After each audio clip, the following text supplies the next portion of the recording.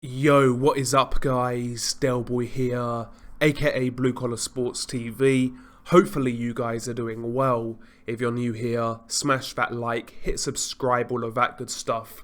So this video is a quick preview for the Demetrius Andrade versus Jason Quigley card. This fight, or this card, goes down on the 19th of November, so tomorrow, and it takes place on the Zone. Takes place in New Hampshire in the US of A. Now, let's talk about the main event ever so briefly. Demetrius Andrade versus Jason Quigley. Andrade once again making another title defense of his WBO belt. And for me personally, the opponent, Jason Quigley, doesn't really offer me much excitement going into this fight. Jason Quigley was a good amateur back in the day, but he's one of those guys who's turned over as a pro and he's never really impressed. I mean, I would argue the best guy Jason Quigley's fought so far is Arroyo Johnson, and in that fight, Jason Quigley got stopped. In Jason Quigley's last fight, he fought Shane Mosley Jr., who really isn't great, and that fight was razor close. Jason Quigley won that fight, but wasn't convincing, arguably lost. So for me, Jason Quigley, he's not a top 10 middleweight. He seems quite fragile in regards to picking up injuries and whatnot. He's been hurt. He's there to get knocked out. I don't really see Jason Quigley offering Andrade too many problems. He's not particularly quick. He's not really a big puncher. I know his record contains quite a few knockouts, but when he's really stepped up, he's not really put a dent in guys like Arroyo Johnson, like Shane Mosley Jr., like James De La Rosa. He's not put a dent in the better guys he's fought. So I don't really see where Jason Quigley can win this fight unless, you know, Demetrius Andrade's arms fall off. Andrade is not losing this fight. I would imagine that it would be something similar to the Luke Keeler fight, where Andrade just beats the piss out of Jason Quigley round by round until eventually he gets the stoppage. I envisage that sort of fight, but quite frankly, given the level of opponents, I think it's time we expect Andrade to really put on a performance, really make a statement, and blast this guy out of there in 3 or 4 rounds, because ultimately, if Jamal Charlo fought this guy, I think Charlo would ice him in 3 or 4 rounds. If Murata fought this guy, I think Murata would ice this guy in 3 or 4 rounds. Same with Golovkin as well. I think all of those guys destroy Jason Quigley relatively early. So I'm expecting Andrade to do something similar. He needs to make a statement because he's at risk of just being forgotten and left on the sidelines. He needs a big performance. And honestly, I actually expect him to do it. I think Andrade is going to take care of Jason Quigley relatively early and in impressive fashion. He's due that sort of performance, so we'll see what happens. But ultimately, it's not really a competitive fight between Andrade and Jason Quigley. So no doubt about it, a disappointing main event as far as I'm concerned. We then move to flyweight. Julio Cesar Martinez defending his WBC title against Arroyo. Now for me, this is the best fight on the card. I think this is a really good fight. Julio Cesar Martinez, in my opinion, one of the most exciting fighters in boxing. I think he's got a lot of potential. I love his style of fighting. He's a good puncher for flyweight. He's ultra aggressive.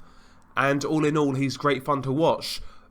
But Arroyo, very experienced contender. I would say he's top 10 in that division. He's that perennial top 10 contender. He's very experienced. He gave Kazuta Ioka a pretty hard fight. He gave Roman Gonzalez a pretty hard fight. He arguably beat Amnat Rionrong. He should have been a world champion. And he beat Carlos Cuadras. So Arroyo is a good contender. He's got a very good chin. He's very experienced. He's very tough. And most importantly, he can punch. He can punch pretty hard for a flyweight. And Julio Cesar Martinez is extremely gung-ho. He takes a lot of risks, he throws a lot of punches, and he really does lunge in. So if he walks onto one of those big Arroyo shots, potentially he could get hurt. It's one of those fights where I make Julio Cesar Martinez the favourite. I am picking him to win this fight. But if you're a betting man, it might be worth betting a fiver, 10 quid on maybe Arroyo by knockout. It's certainly possible. But I am picking Julio Cesar Martinez to win this fight. Nevertheless, in my opinion, this is a really good fight. And you can make the argument that it is Julio Cesar Martinez's best opponent to date. Martinez's best wins so far are Jay Harris, Christopher Rosales, those sort of guys. And I would say McWilliams Arroyo is a notch above those guys. So, interesting fight. Looking forward to it. Should be fun. Should be fireworks. We've also got the return of Murajan Akhmadaliev, also known as MJ. He's fighting Jose Velasquez. Originally, he was supposed to fight Ronnie Rios, who's his mandatory, but I believe Ronnie Rios picked up an injury or something like that. So Jose Velasquez is the replacement opponent. He's a guy from Chile who I've actually never seen this guy fight before. He's from Chile. I know he's beaten a couple of prospects recently, as you can see. Ariel Lopez, Melvin Lopez, Ramon Avaranga. So he's coming off some good form. He's been beating some prospects, and he's got a relatively decent knockout ratio. We'll see what he brings to the table. It's a big opportunity for him. MJ Akhmadaliev, obviously he was a unified champion in just his 7th fight when he beat Danny Roman. For a young fighter in his career, he's achieved great things already. I think Akhmadaliev he's got wonderful potential, potentially the best super bantamweight in the world. But you know, we'll see what he does in this fight. I can't really comment too much on Jose Velasquez. I've not had time to really look at this guy. He might be a diamond in the rough, or he might be in over his head. We shall see. Hopefully Velasquez gives Akhmadaliev a few rounds. Hopefully he can make it entertaining and competitive, but we'll see what happens. I am a big believer in Akhmadaliev. Ever since he turned pro, he was the guy who I was really tipping in that Uzbekistan crop of fighters coming through. I was always the most excited about MJ Akhmadaliev, and I'm looking forward to seeing him fight again.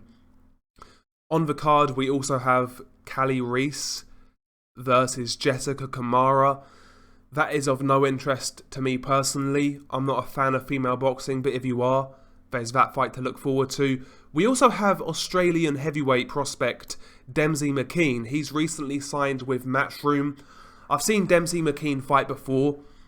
He's a relatively big puncher, but he's extremely basic. He's well built, clearly looks after himself outside the ring, quite muscular, but I saw one of his fights with Jonathan Rice, and I really wasn't that impressed. I know Jonathan Rice is a really good journeyman, but, in that fight, Dempsey McKean really went life and death. He was hurt on a few occasions. He was gassing out until he pulled it out at the end. So, Dempsey McKean, he's going to be good fun, but he's not a heavyweight prospect who I would tip to really do big things in the division. But he's fighting on the card.